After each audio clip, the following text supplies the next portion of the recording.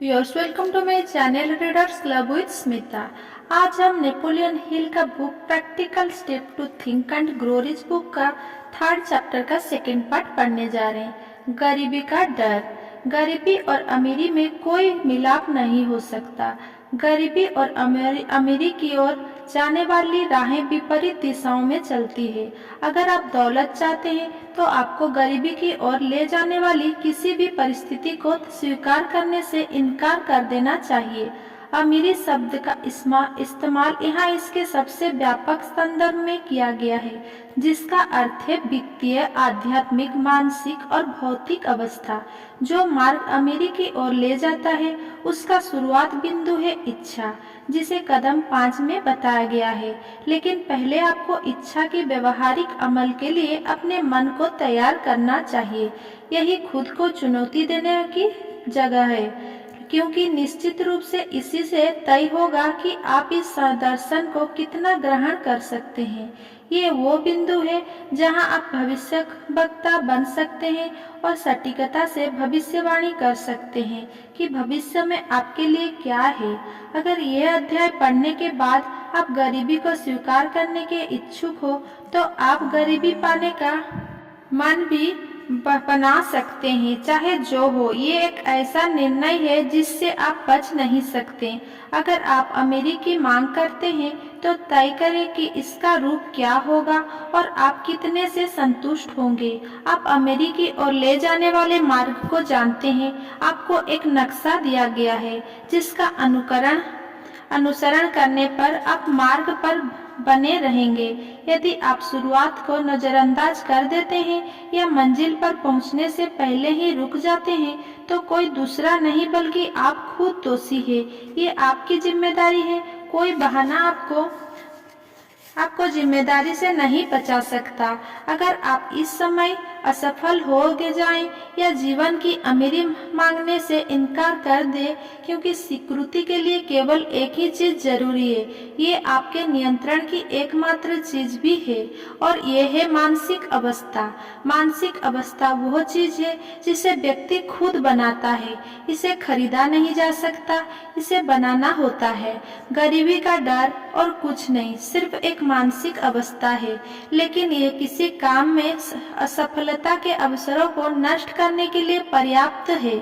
यह डर तर्क शक्ति को पंगु बना देता है, कल्पना की शक्ति को नष्ट कर देता है, आत्मनिर्भरता का गला दबा देता है, उत्साह को कम कर देता है, पहल शक्ति को हतोत्साहित कर देता है, उद्देश्य की अनिश्चितता की ओर ले जाता है, टाल मटोल को प्रोत्साहित करता है, जोश को मिटा देता है और आत्मनियंत्रण को असंभव बना देता है।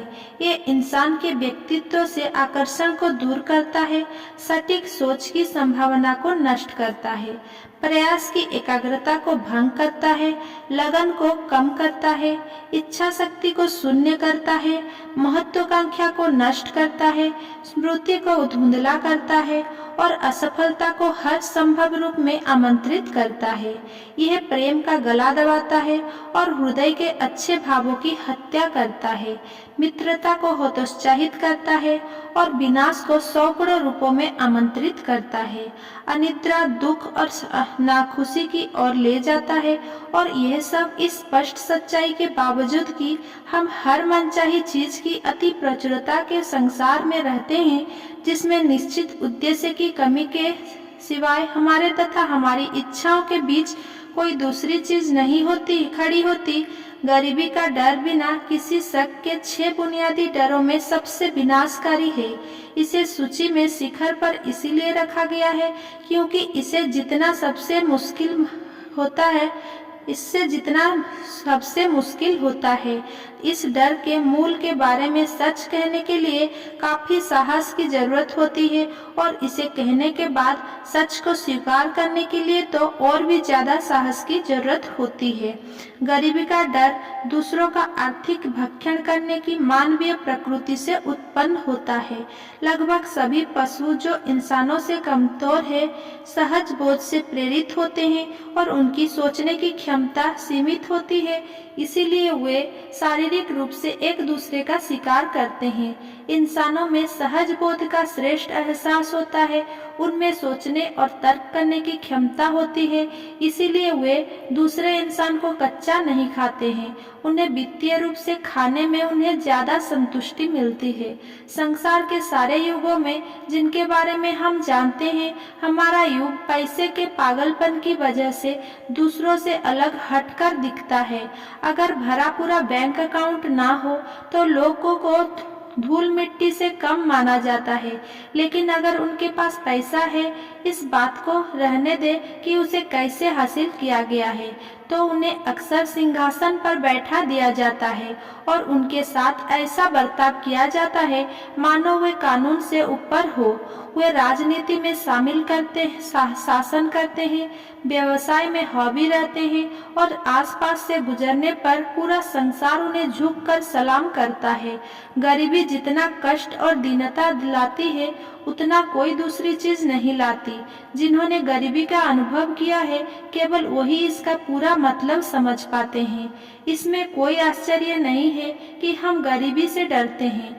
विरासत के लंबे अनुभवों के जरिए हमने निश्चित रूप से सीखा है कि पैसा और दुनियावी संपत्ति के मामले में कुछ लोगों पर भरोसा नहीं किया जा सकता।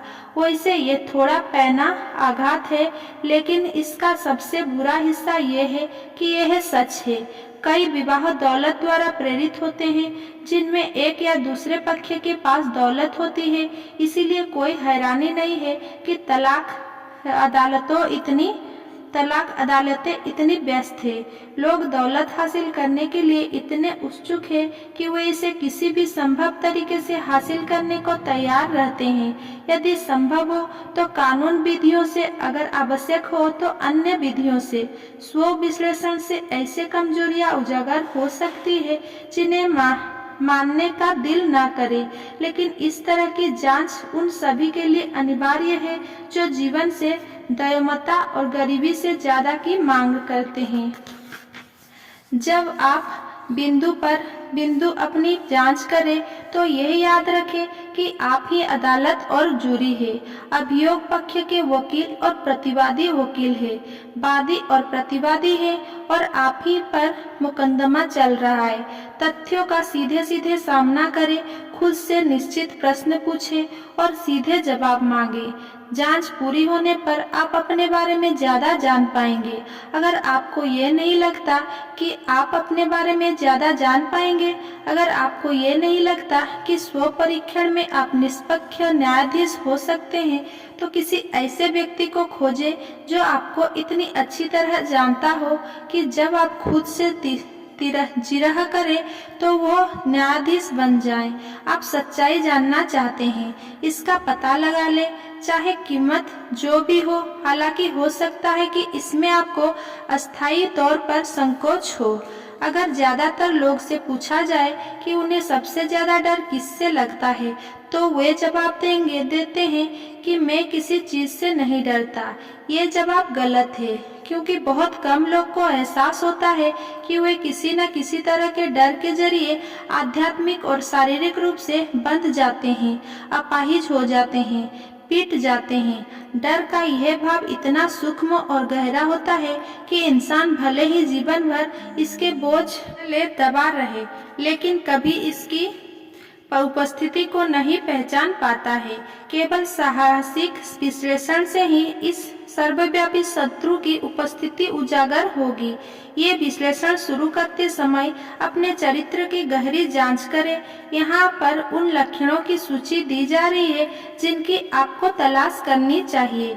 गरीबी के डर के लक्षण: उदासीनता, आमतौर पर महत्वाकांक्षा की कमी के कारण गरीबी सहन करने की इच्छुकता, जीवन जो भुगतान देता है उसे विरोध किए बिना स्वीकार करना, मानसिक और शारीरिक आलस और पहल शक्ति, कल्पना, उत्साह तथा स्व नियंत्रण का अभाव, अनिर्णय, दूसरों को अपनी तरफ से सोचने देने की अनुमति देने की आदत, फैंस पर बने रहना, आशंका, यह आमतौर पर अपनी असफलताओं को ढकने, स्पष्ट करने या माफी मांगने के लिए बनाए बहानों में से व्यक्त होती है, जिसे कई बार सफल लोगों की ईर्ष्या या आलोचना के रूप में भी व्यक्त किया जाता है।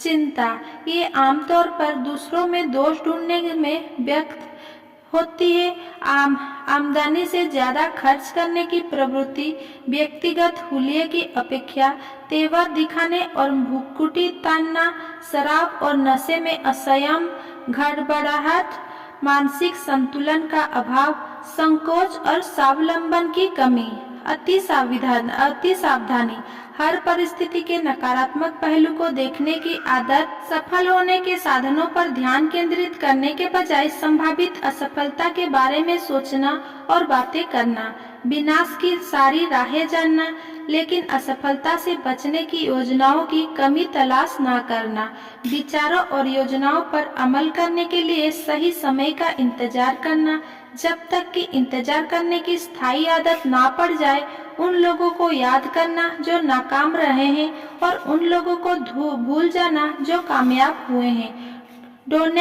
डोनेट में छेद देखना लेकिन डोनेट को अनदेखा कर देना। टाल मटोल, उन मामलों को कल तक टालने की आदत जिन्हें पिछले साल ही कर देना चाहिए था। काम पूरा करने के बहाने गढ़ने में पर्याप्त समय लगाना। ये लक्षण अति सावधानी, शंका और चिंता से करीबी रूप से जुड़ा हुआ है।